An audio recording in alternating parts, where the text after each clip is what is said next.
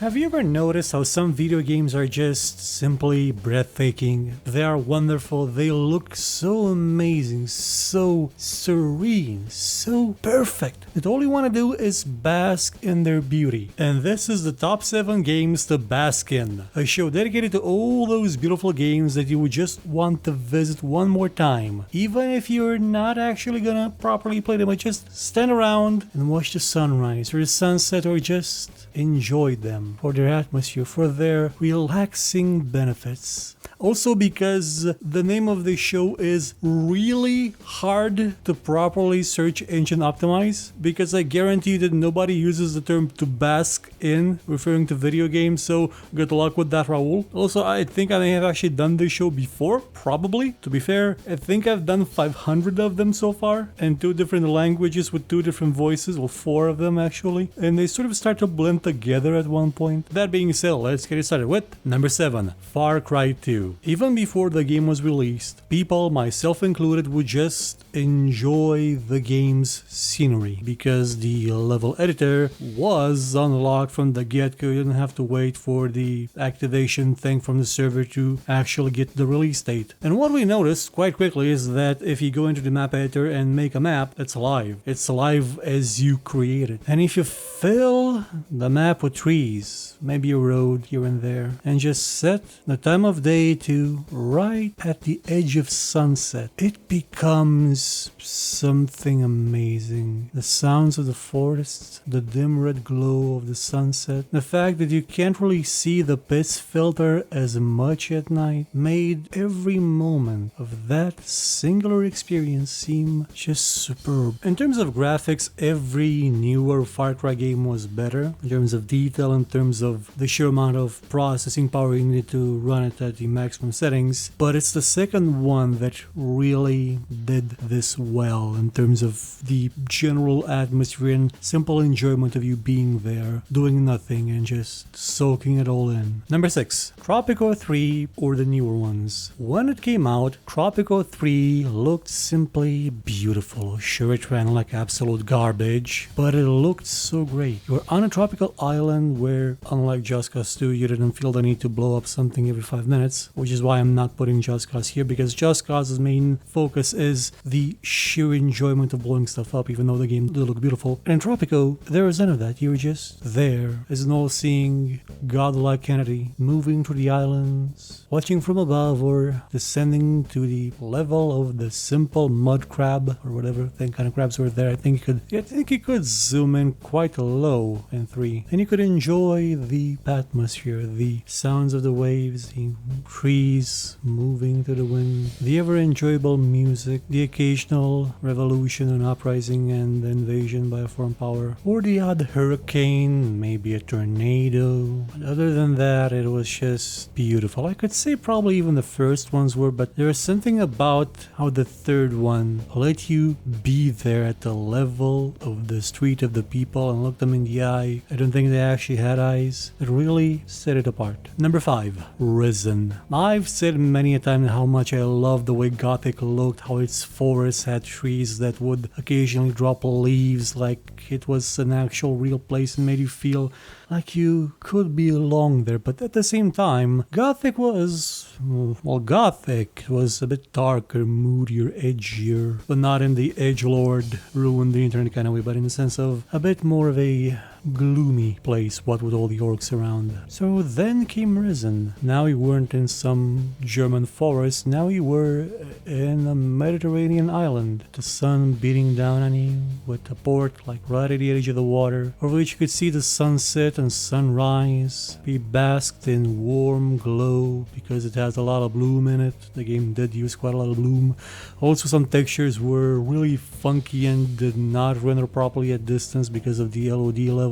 LOD level is actually a misnomer because it's already level of detail. There's no need for me to say level again, but you get the idea. The game looked so well, so good. It just made you feel like it was built specifically for you to wander around and simply wonder at what you were seeing. And the moon used to do some funky things at night where it would start glowing like it was radioactive everywhere. You could also totally cheese the jump mechanics and climb vertically up a mountain to the top of a volcano until you hit an invisible wall. And that just added to the charm of it. It made Risen such a beautiful game to look at. Number 4. The Crew. Now, I may have been quoted as saying a couple of times that The Crew is an absolute garbage heap that should be burned alive, even though it's a game and not alive. We should bring it to life and then burn it, just to prove a point. But that's referring to the story and the mechanics and the structure, but not to the game's world. The people at Ubisoft, the ones that actually earn their living, made a fantastic job of creating that world. It is larger than you can imagine, incredibly detailed, and filled with all sorts of beautiful places that you can see, usually at sunset or sunrise, because in the middle of the day it kind of looks like crap in the middle of the day, to be honest. Also, to be honest, after they added the patch that made rain everywhere, it still kind of looks like crap, because now there's rain everywhere for no reason. But in the few moments that the game actually uses the time of day and its locations to the fullest possible effect, it is absolutely stunning, just beautiful. And it is while you drive at really slow speed up a winding road overlooking what appears to be, Las Vegas off in the distance. Whereas you're cruising past Trump's wall, because back then Ubisoft seemed to be okay with the idea at sunset. Because there is no wall with Canada, and you can still go to Canada and be turned around by the game telling you you're not supposed to be there. But you can't do that with Mexico in the first Crew. There's a big giant wall there going from sea to shining sea. They removed that in the second game, but it's still in the first one. It's like they were trying to send a message and then realize, oh boy, people are not okay with the message. But anyway, the game looks fantastic.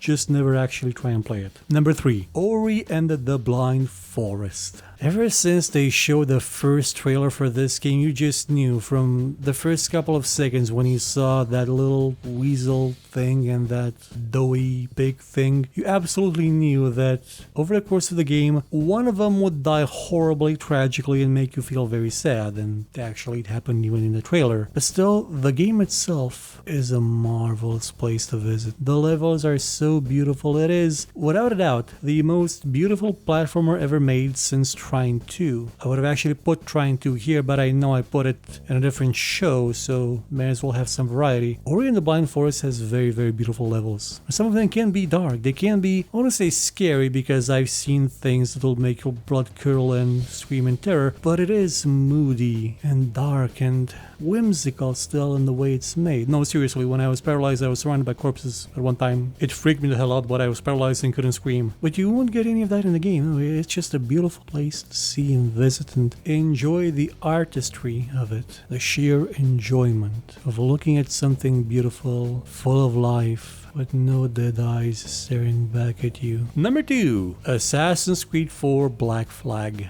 I know Raul has told me before that I should not really put every Ubisoft game in every show, but with this I make an exception because Ubisoft does have some of the best artists out there, and Black Flag is a prime example of that.